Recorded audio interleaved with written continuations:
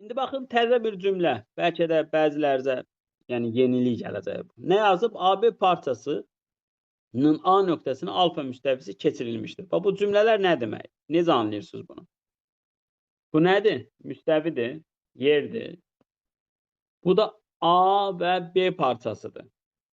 Amma A nöqtəsi alfa müstəvisi. Yəni A nöqtəsi yerdədir, B nöqtəsi göydədir.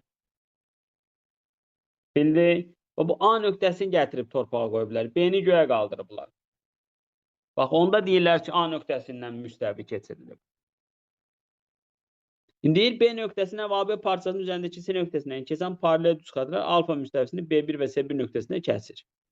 Deməli, burada da bir C nöqtəsi götürüb. Buradan bura və buradan bura B1 və C1 olaraq iki paralel düz xət çəkilir. Onda müəllimlər, bu sizcə hansı qayda olacaq burada hocam? Üçbucaq sual olacaq. Nə olacaq burada? Fales. O hissəni özüm sildim.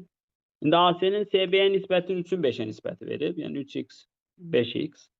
BB1-i də 16 verib. CC1 istəyir. Onda buranı qaralayırdıq.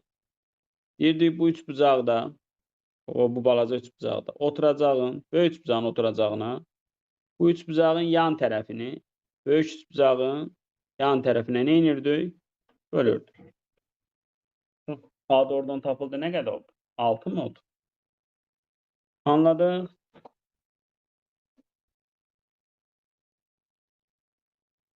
Danışın.